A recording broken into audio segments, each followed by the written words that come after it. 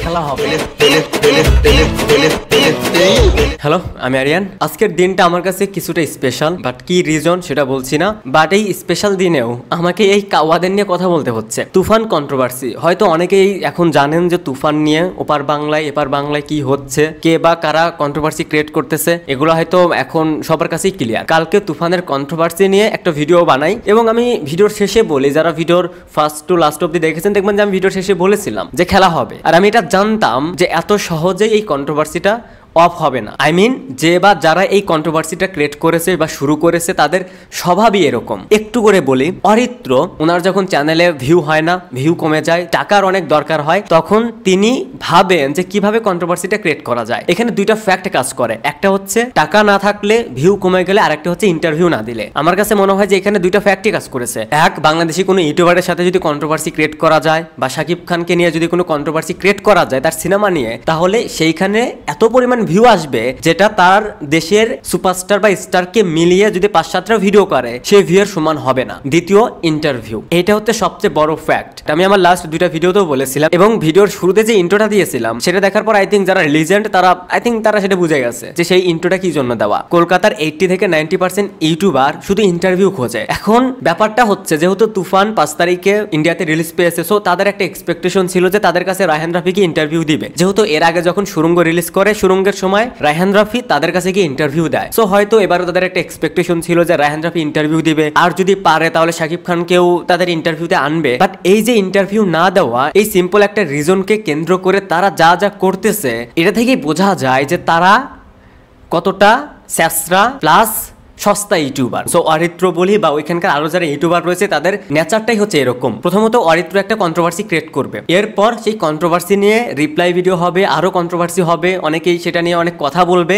এরপর সে সেটা নিয়ে আরেকটা ভিডিও বানাবে, এরপর আরো কিছু ফিডব্যাক পাবে, আরো কিছু কাউন্টার রিপ্লাই পাবে, এরপর সে আরেকটা ভিডিও বানাবে এটা লিখে যে এটাই আমার ফাইনাল কথা, এটাই আমার এই টপিকটা নিয়ে শেষ কথা। এরপর সেটা নিয়ে যখন আরেকটা কাউন্টার রিপ্লাই যাবে তখন সে সেই টপিকটা নিয়ে আরো একটা ভিডিও বানাবে। মানে একটা টপিক নিয়ে একটা কন্ট্রোভার্সিকে টার্গেট করে 4 থেকে 5টা ভিডিও বানাবে, এবং 4 থেকে 5টা ভিডিও আর যদি হয় সেটা শাকিব খানকে নিয়ে বা আমাদের দেশীয় কোনো ইউটিউবারকে নিয়ে, তাহলে তো অনেক ভিউ। আর অরিত্রর ব্যাক স্টোরি যারা জানেন না তাদেরকেও একটু বলি। এই যে অরিত্র, তার আজকে এত সাবস্ক্রাইবার, তাকে কিছু মানুষ এখন চেনে বা তার ভিডিওগুলো দেখে, বাট তিনি কই থেকে আসছে বা এত সাবস্ক্রাইব সে কিভাবে গেইন করছে? হয়তো অনেকেরই মনে আছে বঙ্গাই এবং অঙ্কুশের মাঝে যে কন্ট্রোভার্সিটা ক্রিয়েট হয়েছিল, সেইটা নিয়ে, সেই কন্ট্রোভার্সির ভিডিও নিয়ে, প্লাস তিনি সাপ্রিদের মতন একটা ফোন ক্যামেরা হাতে নিয়ে ভিডিও বানাতেন এবং তাদের সিনেমাগুলোকে রোস্ট করতেন, যা ইচ্ছা তাই বলতেন। এভাবে তিনি এত সাবস্ক্রাইবার গেইন করেন। পরবর্তীতে আমি যতটুকু জানি মাপটাপ চেয়ে যে ঠিক আছে, এখন যেহেতু আমার চ্যানেলে সাবস্ক্রাইব এত হয়ে গেছে, অনেকের ইন্টারভিউ নিচ্ছি, সো এখন যদি আমার ভিডিওতে একটু খারাপ কিছু বলি তাহলে তো আমাকে আর ইন্টারভিউতে ডাকবে না। সো এখন একটু তাড়াতাড়ি শুরু করে ইন্ডাস্ট্রিতে ঢুকে পড়ি। অ্যান্ড নাও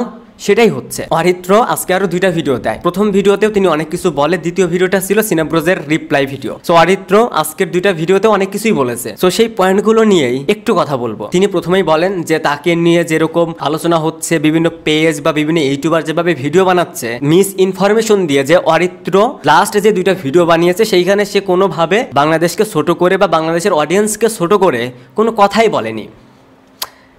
একটা মানুষ মানে 10 ঘন্টাও হয়নি, মানে এর ভিতরেই তার কথার টোন চেঞ্জ। অরিত্রর যদি আপনি ভিডিওগুলো দেখেন সেইখানে কি বলেছে না বলেছে সেটাতেও যাচ্ছি না। সে সেইখানে বাংলাদেশের অডিয়েন্সকে, তুফানের যে অডিয়েন্স তারা নিম্ন শ্রেণীর, তারা হচ্ছে কাউয়া বিরিয়ানি, এই ওয়ার্ডগুলো ব্যবহার করে। বাট অরিত্র যদি আপনি ফেসবুক পেজের পোস্টগুলো দেখেন, মানে একজন মুভি রিভিউয়ার, তুমি এত বড় একজন মুভি রিভিউয়ার, তোমার কাছ থেকে এই ধরনের পোস্ট একটা পাগলও তো এক্সপেক্ট করবে না। তুমি যেভাবে বাংলাদেশকে ছোট করে বিভিন্ন ডিরেক্টরের নাম নিয়ে যে ধরনের কথা বলেছো, সেটা আসলে কোনো সাপ্রি রিভিউয়ার দেখেই সম্ভব, তাছাড়া সম্ভব না। অরিত্রর ফেসবুক পেজের স্ট্যাটাসগুলো যারা দেখেছেন তারা জানেন যে আমি কোন স্ট্যাটাসগুলো নিয়ে কথা বলতেছি। তিনি কাউন্টার অ্যাটাক ভালোভাবে দিতে পারছে না, তিনি এক্সাম্পলে তাদের ইন্ডাস্ট্রির কোনো সিনেমার কথা বলতে পারছে না, তিনি এজন্য তার বাপ দাদা কি করে গেছে, কি রেখে গেছে সেটার এক্সাম্পল দিচ্ছে। তিনি সত্যজিৎ রায়ের কথা বলতেছে, ভাই উনাদেরকে সবাই রেসপেক্ট করে, তিনি উনাদের কথা টানতেছে এই ইস্যুর মাঝে। তাহলে ভাবুন যে তাদের বাপ দাদা কি করে গেছে, আর তাদের যে এখন জেনারেশন, এই জেনারেশনের নায়কদের বা ডিরেক্টরদেরকে দিয়ে এক্সাম্পল দেওয়ার সাহসটাই পাচ্ছে না। মানে থাকলে তো দিবে ভাই,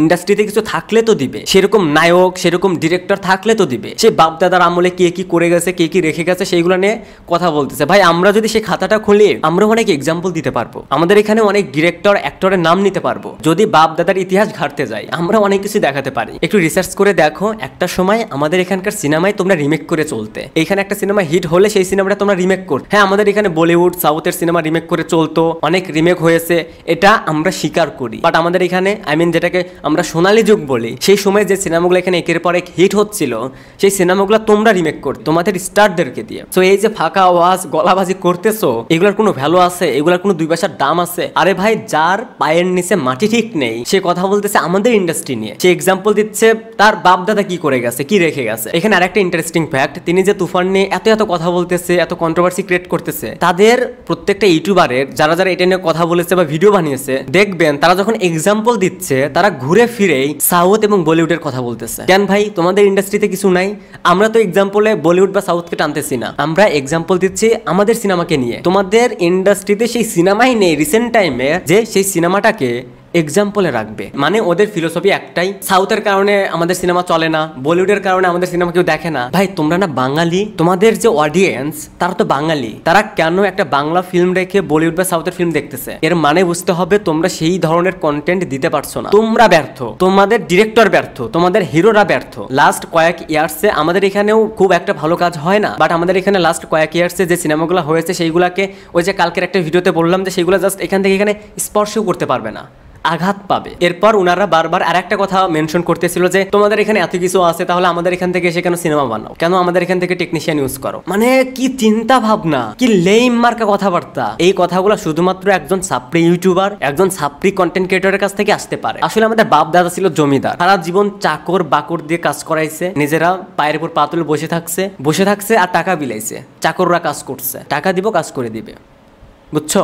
এরপর এটা নিয়ে আরেকটা কথা বলা যায়, এই যে বলছো টেকনিশিয়ান নিয়ে কেন আমরা ওইখানে গিয়ে কাজ করতেছি। ভাই তোমাদের ওখানে সুপারস্টার জিৎ, সুপারস্টার দেব, তাহলে কেন শাকিব খান, তাহলে কেন SBF SK ফিল্মস পিছে ঘুরতেছে? এটা নিয়ে কি বলবা? হ্যাঁ আমাদের এখানে কোনো বাংলা সিনেমা কলকাতায় গিয়ে ভালো বিজনেস করতে পারে না, বাট বাংলাদেশে বলি বা ইন্টারন্যাশনালি বলি সেখানে কিন্তু ভালো চলছে। আমাদের এখানে একটা Bangla film middle east country থেকে যে কালেকশনটা দেয়, তোমাদের ওখানে একটা হিরোর ওইখান থেকে তোমাদের দেশ থেকে সেই কালেকশনটা আসে না। এইটার কি আনসার দিবে, কি প্রুফ দিবে? এরপর আসি ইন্টারভিউ নিয়ে। সিনেব্রোস আজকে একটা রিপ্লাই ভিডিও দেয় এবং সেখানে ইন্টারভিউ রিলেটেড অরিত্র বা কলকাতার যারা ইউটিউবার তারা মূলত প্রত্যেক স্টার সুপারস্টারের বাসায় গিয়ে নাচানাচি করে, পার্টি করে, ইন্টারভিউ করে। সো রাজ ভাই বলে যে যখন কোনো ইউটিউবার, যখন কোনো মুভি রিভিউয়ার, যখন কোনো স্টার বা সুপারস্টারের সাথে ভালো একটা সম্পর্ক তৈরি হয়, তাদের বাসায় গিয়ে পার্টি করে, নাচানাচি করে, ফুর্তি করে, ইন্টারভিউ করে, তখন তাদের প্রতি একটা উইকনেস কাজ করে, তখন সেই মুভি রিভিউয়ার তাদের প্রতি বায়াসড হয়ে যায়। এটা কি সে কোনোভাবে ভুল বলছে? আর তুমি রিপ্লাইতে কি বললা যে আমাদের দেশে যারা ইউটিউবার তাদেরকে আমাদের এখানকার ডিরেক্টররা পাত্তা দেয় না। সো তাহলে কিছু সত্য কথা বলি, যদিও এটা ডিসক্লোজ করা উচিত না, আমার চ্যানেলের যারা রেগুলার ভিউয়ার্স তাদের কাছেও কখনো শেয়ার করিনি। আমার এই চ্যানেলেই এর আগে কয়েকজন নায়ক, কয়েকজন নায়িকা তাদের ইন্টারভিউ নেওয়ার জন্য ঢাকায় যেতে বলে, বাট অনেস্টলি আমি যে মানুষ, আমি যতটা অলস, আমার আসলে সেই সময়টা নাই। আমার কাছে মনে হয় যে একজনের একটা ইন্টারভিউ নিতে হবে, গিয়ে ক্যামেরা নিয়ে যেতে হবে, একজন ক্যামেরা ধরবে, আবার মাইক্রোফোন দিয়ে তার সামনে এভাবে ধরে তাকে কোশ্চেন থ্রো করতে হবে, সেই কোশ্চেনগুলো নিতে হবে, আবার বাসায় এসে এডিট করে সেই ভিডিওটা আপলোড করতে হবে। এটার আসলে আমাদের দরকার পড়ে না। এর মানে এই না যে আমরা ইন্টারভিউয়ের অফার পাই নাই, বাট আমরা তোমাদের মতন এতটা চেষ্টা না যে একটু ডাকলো, একটা মাইক্রোফোন আর একটা ক্যামেরা হাতে নিয়ে চলে গেলাম। এটা তো বললাম আমার চ্যানেলের কথা। আর যদি সিনেব্রোজের কথা বলি, এটা ডিসক্লোজ না করি। এরপর আরো বলে এখানকার ইউটিউবার, বিশেষ করে সিনেব্রোজকে টার্গেট করে বলে যে আমরা মূলত শাকিব খানকে নিয়ে ভিডিও বানাচ্ছি শুধুমাত্র কিছু টাকার জন্য। ইউটিউব থেকে যে টাকাটা আসে সেই টাকাটা দিয়ে বিশেষ করে আমার বাইকের তেল খরচটাও হয় না। আর তোমার মতন অরিত্র, দ্বিতীয়ত আমি মাসে যে টাকা খরচ করি, এক্সট্রা ভাবে খরচ করি, সেইটা দিয়ে তোমার মতন 4-5টা অরিত্র চালানো যাবে, বুঝছো? আমরা আমাদের ইন্ডাস্ট্রিকে নিয়ে বেশি ভিডিও বানাই, বেশি প্রায়োরিটি দেই অন্যান্য কন্টেন্টের তুলনায়। এর কিছু রিজন রয়েছে। আমাদের ইন্ডাস্ট্রি বাদে আরো যে ইন্ডাস্ট্রিগুলো রয়েছে সেখানে দেখবেন যে সেই বিষয় নিয়ে কথা বলার মতন অনেক ইউটিউবার, অনেক মুভি রিভিউয়ার পাবেন। বাট আমাকে এর আগে অনেকে কোশ্চেন করেছে যে ভাই আপনি হলিউড নিয়ে আরেকটু বেশি ভিডিও বানাতে পারেন, বলিউড নিয়ে আরেকটু কথা বলতে পারেন। বাট আমার কাছে মনে হয় আমাদের যে ইন্ডাস্ট্রি বা আমাদের এখানে যে মুভি রিভিউয়ার, এইখানে অনেস্ট মুভি রিভিউয়ার খুবই কম, বা আমাদের ইন্ডাস্ট্রির ছোট ছোট বিষয়গুলো নিয়ে কথা বলার মতন মানুষের খুবই অভাব। যার কারণে আমার চ্যানেল বলি বা আরো 2-4টা চ্যানেলের কথা বলি, এখন নতুন শুরু হচ্ছে, তারা আমাদের ইন্ডাস্ট্রিকে বেশি প্রায়োরিটি দিচ্ছে। তারা চাচ্ছে যে আমরা সিনেমার ভুলগুলো ধরবো, কি ভুল হচ্ছে কি ভালো হচ্ছে সেইগুলো নিয়ে কথা বলবো। একটা সময় এই কথাগুলো শুনে দেখে তারা ইন্সপায়ার্ড হবে, অ্যান্ড নাও সেটাই হচ্ছে, এটার রেজাল্ট আমরা পাচ্ছি। আমার কথা হচ্ছে আমরা তো আর তোমাদের মতন তেল মেরে চলতেছি না, কারো পার্টিতে গিয়ে তো নাচানাচি করতেছি না। এই যে তুফানের নেগেটিভ রিভিউ আসছে, এটার ফার্স্ট রিজন ইন্টারভিউ না দেওয়া। আর তুমি তোমার ভিডিওতে এটাও বলেছো যে চেঙ্গিসের তুমি নেগেটিভ রিভিউ দিয়েছো কারণ তোমার কাছে সেই জন্ডারের ভিতর ভালো লাগেনি। ভাই এইটা কি আসল রিজন ছিল, নাকি যে সবাইকে ওইটা আমি ইন্টারভিউ দিয়েছিল বাট তোমাকে শুধুমাত্র ইন্টারভিউটা দেয়নি? এখন তুমি এটা নিয়ে অনেক লজিকও দেখিয়েছো যে আমি কলকাতায় ছিলাম না, অডিয়েন্স বোঝে। কলকাতার এই একমাত্র ইউটিউবার যাকে টাকা বা ইন্টারভিউ না দিলে সে সেই ফিল্মটাকে নিয়ে অনেক বাজে কিছু বলতে পারে, অনেক বাজেভাবে প্রেজেন্ট করতে পারে। এটার আরো একটা এক্সাম্পল রয়েছে, না বলি, দেখো কে কাদের প্রতি বায়াসড। এই যে কাল থেকে বা দুদিন ধরে যে কন্ট্রোভার্সিটা ক্রিয়েট হচ্ছে তুফান নিয়ে, শাকিব খানকে নিয়ে, আমরা বা আমাদের বাংলাদেশে যত ইউটিউবার রয়েছে তারা কয়টা দেব বা জিতকে নিয়ে ভিডিও বানিয়েছে, বা তোমরা নিজেরাই কয়টা বানিয়েছো? পরে তো আছে শাকিব খানকে, কারণ দেব জিতকে নিয়ে সারাদিন বক করলে 10কে ভিউ আসে না। শাকিব খানকে নিয়ে কন্ট্রোভার্সি ক্রিয়েট করলেই 50কে 40কে ভিউজ চলে আসতেছে।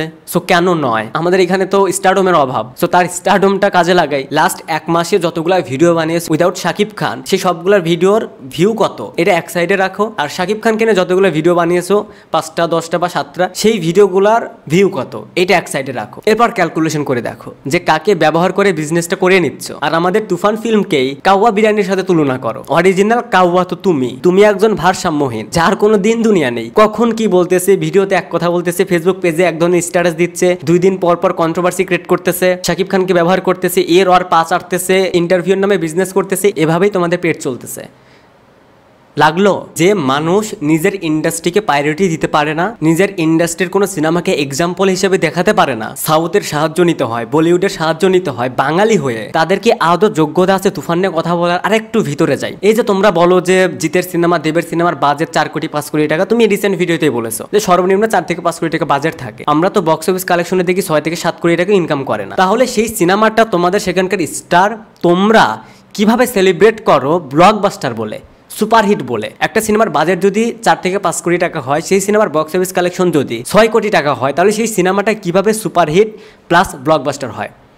Answer me. বলদামিরও একটা লিমিট আছে, তারা ডে বাই ডে সেটাকেও ক্রস করে যাচ্ছে। তুফানের যে কালেকশন, সেই কালেকশনটা দিয়ে 70টা সিরিয়াল বানানো যাবে। বইলো না যে এখন বাপদাদা কি করে গেছে সেটার এক্সাম্পল দিও না, আমাদের হাতেও এক্সাম্পল রয়েছে। এখন সাউথকে টেনে আইনো না। রিসেন্ট টাইমে তোমাদের ইন্ডাস্ট্রিতে কি হচ্ছে, জিৎ দেব কি সিনেমা দিচ্ছে, তোমাদের ডিরেক্টররা কি করতেছে, তোমরা কি করতেছো সেটার এক্সাম্পল দিও। তোমার যে কথাবার্তা, তোমার যে লজিক, তোমার যে স্ট্যাটাস, কোনোটাই আমাদের সাথে যায় না। সো আবারও বলতেছি, আমাদের ইন্ডাস্ট্রি নিয়ে আমাদেরকে নিয়ে এত মাথা ঘামাতে হবে না।